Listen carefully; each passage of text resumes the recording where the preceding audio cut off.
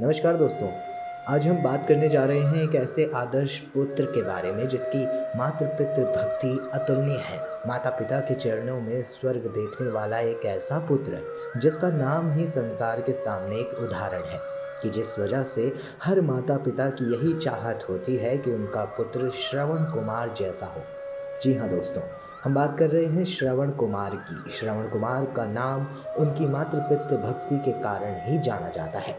ये बात त्रेता युग की है, जब भगवान राम के जन्म से थोड़े समय पहले श्रवण कुमार नाम के एक आदर्श पुत्र की उपमा सारा समाज दिया करता था।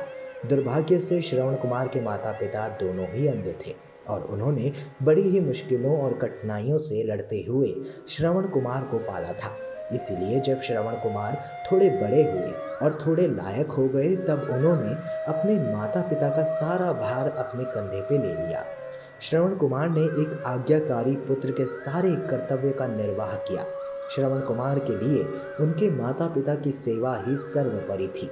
वो दिन भर अपने माता पिता की सेवा करते, कभी काम के कारण शिकायत ना करते। सुबह उठकर माता पिता के लिए नदी से पानी भर कर लाते, जंगल से लकड़ियां लाते, चूल्हा जलाकर खाना बनाते। ये सब अकेले ही करता देख श्रवण की माँ उसे एक बार टोकते हुए कहती है, बेटा श्रवण, तू हमारे लिए इतनी मेहनत क्यों करता है? भोजन तो मैं भी बना सकती हूँ, इतना काम करके तू थक जाएगा। परंतु श्रवण कहता है, नहीं माँ, काम करने में मुझे ज़रा भी थकान नहीं होती, बल्कि मुझे तो अपने माता पिता की सेवा करने में बहुत आनंद मिलता है। तब श्रवण के माता पिता उसे ढेरों आशीर्वाद देते हुए कहते हैं, हे भगवान, हमारे श्रवण जैसा बेटा हर माँ बाप को मिले। तुझे हमारा कितना ख्याल है बेटा। तुमने हमारी सारी इच्छाएं पूरी की हैं। अब एक इच्छा बाकी रह गई है। हमारी उम्र हो चली है, अब हम भगवान के भजन के लिए तीर्थ यात्रा पर जाना चाहते हैं बेटा।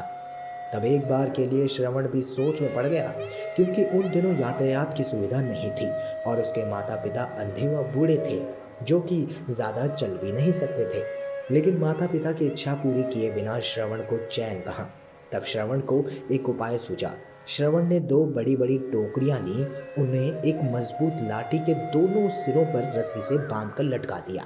फिर उसने माता पिता को गोद में उठाकर एक एक टोकरी में बिठा दिया और माता पिता को तीर्थ यात्रा कराने चल पड़ा। वे लोग हरिद्वार, अयोध्या, गया, काशी, प्रयाग सब जगह गए।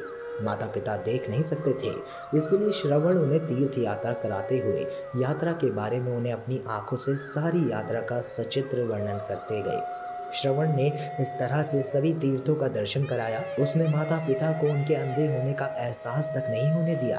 राह में जब भी लोगों ने ये देखा कि एक पुत्र अपने अंधे माता पिता की किस तरह सेवा कर रहा है, और सभी के मुख से एक ही शब्द निकल रहा था कि पुत्र हो तो श्रवण कुमार जैसा, अन्यथा ना हो।